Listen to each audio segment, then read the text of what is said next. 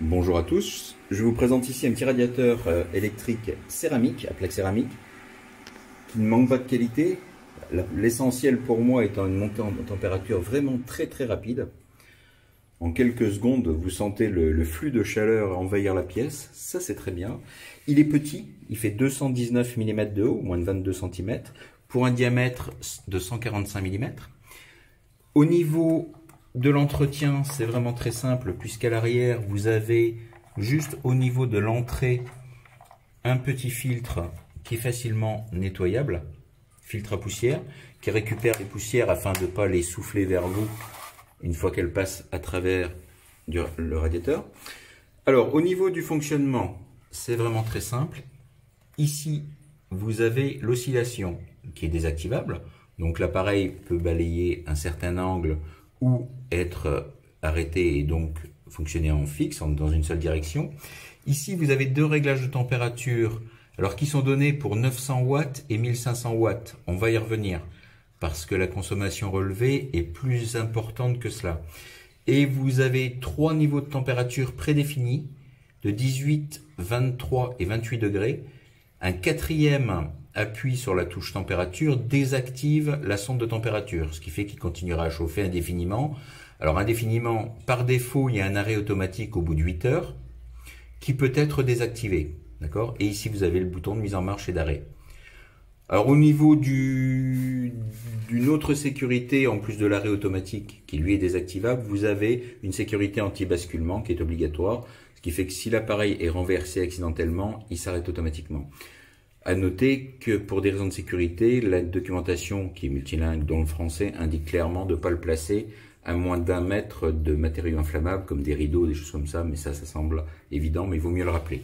Alors, on va regarder un peu ce que ça donne au niveau de la consommation. Ici, vous avez un wattmètre. Dès que j'allume l'appareil, on va l'entendre souffler. Il démarre en mode low. Voilà, on voit qu'il monte à 1143, 1156 watts. Alors pour du 900 watts donné, 1189 watts. Et ensuite, ça continue de monter un petit peu. Ça devrait se réduire un petit peu par la suite. Vous voyez, on retombe à 1100, 1094. On va attendre que ça se stabilise un petit peu, mais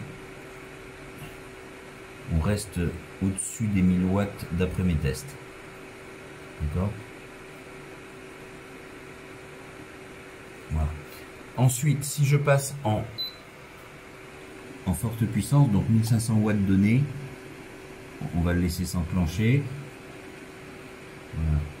Voilà, on monte à 2269 watts, 2000 watts, 1700,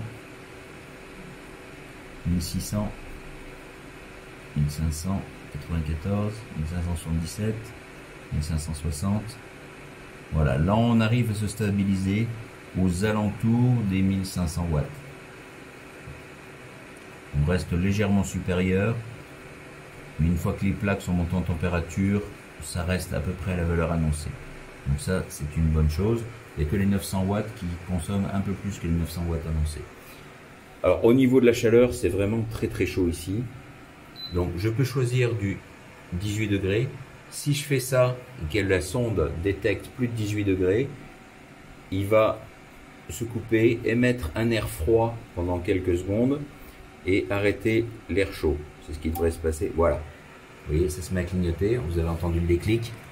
Là, la consommation se coupe automatiquement. Il va émettre pendant une trentaine de secondes un air plus frais et arrêter jusqu'à ce que la température détecte qu'on redescende sous 18 degrés et là se remettre en route. Donc vous voyez, c'est un appareil qui est simple à utiliser, qui fonctionne très bien encore une fois. Franchement, il est très bien fini en plus.